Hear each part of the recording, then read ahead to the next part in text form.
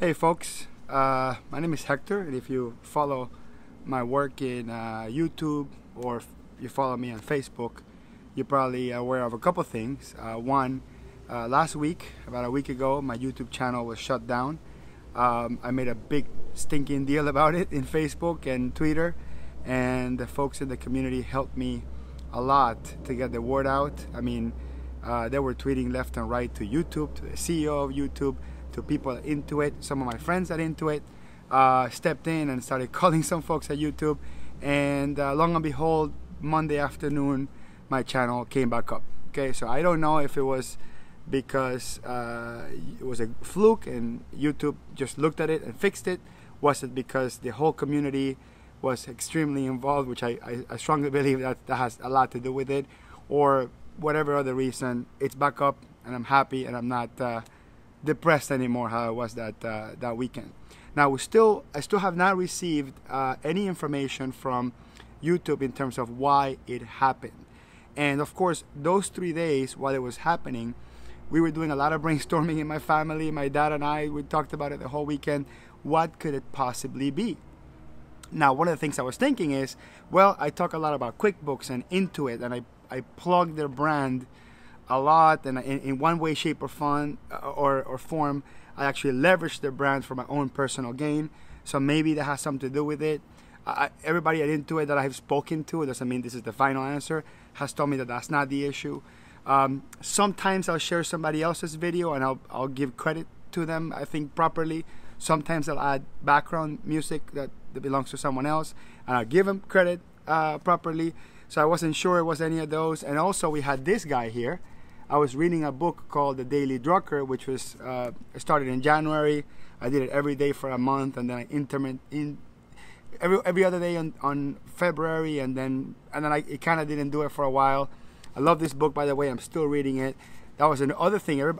Almost everyone told me, could it be that you were reading a book live? And you know, I've been doing research. I can't figure out whether reading a book live it's a copyright infringement.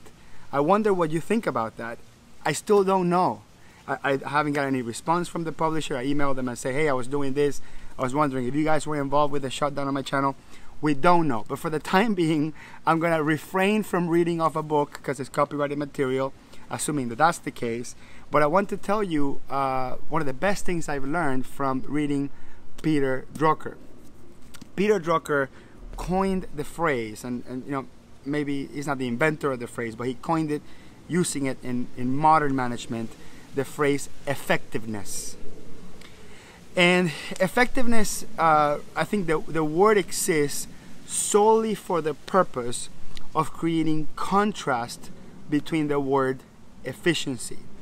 So when we think of efficiency, we think of doing things faster or better. I think for the most part faster, or cheaper. So we think faster, cheaper, better. That's efficient. I think in most contexts, faster, better, cheaper, it's always good.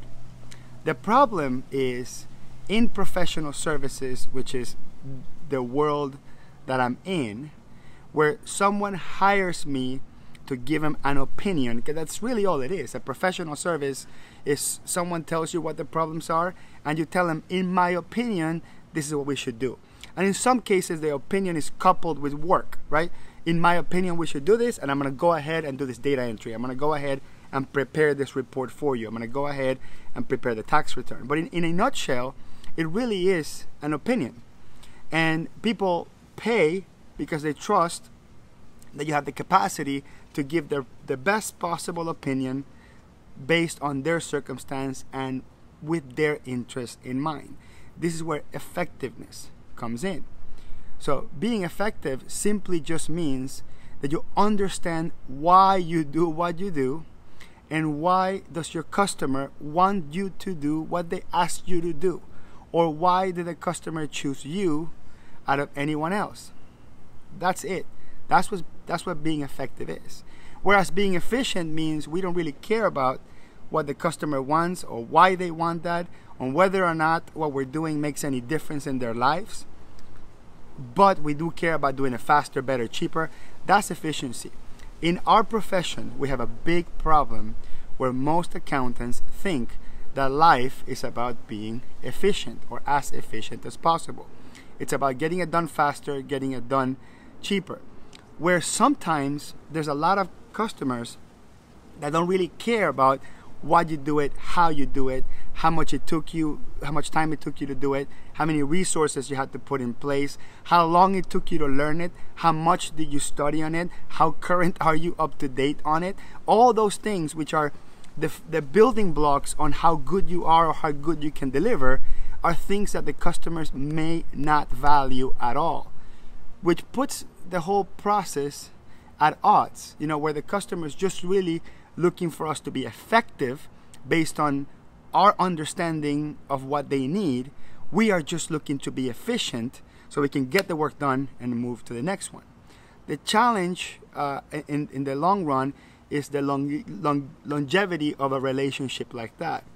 When a customer feels that you are a factory of output of work so you can invoice and charge for the next one, because all you're looking for is to be as efficient as possible, get the job done so you can charge it so you can move forward, there will be another professional, trust me, there will be another professional that will out-effectiveness you, that's not even a word, but it will beat you at the effectiveness game, at being better at connecting with the customer. It would be better at connecting with the customer. Even if they're inefficient, even if it takes them longer, even if they charge more, whatever happens to be, they will be better and more effective at connecting with the customer. And if that's the case, doesn't matter how efficient you are, how fast you are, how quick, how cheap you can do it, how inexpensive you can charge, that connection with what the customer wants is effectiveness. So I want to tell you something I heard, and I love repeating this because I want you to truly think about it, okay? Think about this. You must be, above all, effective, even at the risk of being inefficient. You must seek effectiveness, even at the risk of being inefficient. So I am not asking you to be inefficient, right? Inefficient is bad, I get it. But do not risk effectiveness for trying to be efficient. The other way, risk efficiency for being effective. Now, I could be at my office working, and I should be at my office working because I'm really backlogged with work. But instead, I decided to sit down outside and talk about this because this is effective. Connecting with people, sharing your knowledge, telling my customers I care about them, and explaining to my customers that for me it's more important to understand what you want, and I will charge for that value versus me counting the time of how long something takes me. So be effective above all. Strive for effectiveness, even at the risk of being inefficient. And if I want to plug, any books from Peter Drucker will advocate that. Okay, The Daily Drucker, The Effective Executive, The Essential Drucker, Managing Oneself. Peter Drucker has multiple books on this, and I've really only understood this like 3 or 4 years ago, where I now have learned how to make money by hanging out in my backyard and making videos and sharing my thoughts. Also, I do accounting. I do accounting. This is how I make work. I make money, by doing accounting, by selling software. I still do what I do. That's the only way that I do it. But I've learned that I can be inefficient at the things that the world is telling me I need to be efficient at, and be effective at the stuff that I'm good at, which is connecting with my customers, understanding my customers, understanding and connecting with the community that does the same thing that I do, because connecting with the community makes me better, makes the community better. It lifts all boats, and I wholeheartedly think, I don't know if that's said correctly, I honestly deeply think that the last 5 years I have invested in doing webinars and Facebook groups and connecting with people has helped me protect my biggest asset that I've ever created, which is my YouTube channel. So this is how I reap the benefits of very inefficient behavior, but very effective at the end to get what I want. Thank you.